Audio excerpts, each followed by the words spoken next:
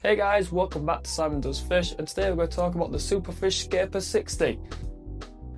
In today's market, this tank will set you back about £115, but don't let the low price fool you. You're getting a lot for your money.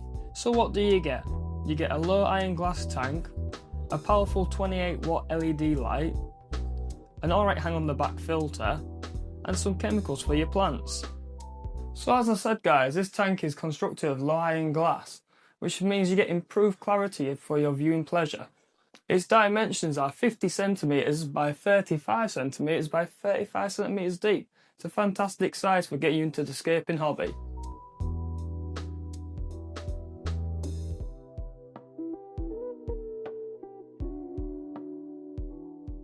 For this light right here, it's the showpiece of the entire tank itself. The tank glass is fantastic, but without this light you would not be able to grow any plants. While it may not be an RGB light, it has some fantastic usability features, such as it is timer friendly and also dimmable, which is essential for new tanks that are algae prone. Just keep in mind you'll need to buy the equipment to do this though. And not to forget it is IP68 waterproof for any accidental splashing or submerging of the light. So let's talk about the hang on the back filter that this tank comes with. It is a bit cheap, it is a bit tacky, but at the end of the day they spent the money on the things that matter the most, which is the light and the tank itself. So why don't I think the tank needs a good filter? Because end of the day, when you've got plants in your tank, they become part of the filtration, so you don't need as big of a filter as say if it was just an Mbuna tank where it's just all rockscape. But needless to say, it is a quiet running filter. It's filtration that consists of 2 filter sponges surrounded by floss padding for crystal clear water. There is a frosted plastic intake that disappears into the aquascape. Just be sure to clean it though, as it can show dirt very easily. But I do quite like this handy flow control valve. It's simplistic but handy.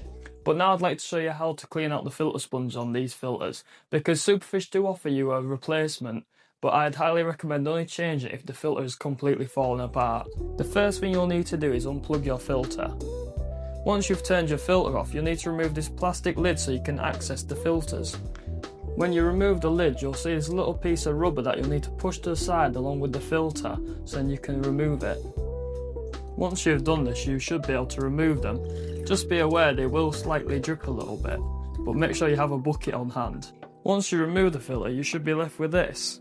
Then all you need to do is gently pull them apart, and now you have 2 filters. Once you've taken the filters apart, turn it around and you'll find some black tabs on the sides. You can pull them apart so you can release the filter from its casing. It can be a little bit fiddly, so don't worry if you're struggling a little bit.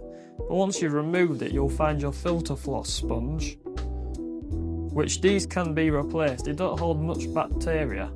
And then inside is your actual filter. And on the other side, you'll find another filter floss pad. With the filter floss, you can throw this out and replace it with a brand new one, or you can just clean it out, which I've done on this one. With the black filter pad itself, wash it out in old tank water to stop chlorine from damaging the bacteria on it. Once it is clean, just simply snap it back together and replace it back into your tank the same way you took it out. As I mentioned at the beginning of the video, you actually get some chemicals for your plants. Did they have to include these? No, they didn't, but they're actually quite handy, and if you don't have a chemical on hand for when you're actually aquascaping for your planted tanks, then it's handy to have them. And they are pretty good, so if you want to get a free liquid fertiliser with your tank, go with Superfish, they're fantastic. The first product we'll talk about is the FloraGrow Carbo. It's an alternative to CO2, but the problem with these is they tend to be just algae-sides, so it isn't a necessity to use this chemical.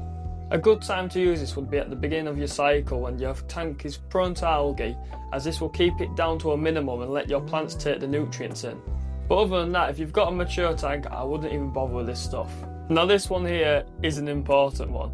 Plant fertiliser, or in terms, liquid plant fertiliser. With this, it isn't going to be the best, no. But you know what, for an all-in-one, it will do the job perfectly fine.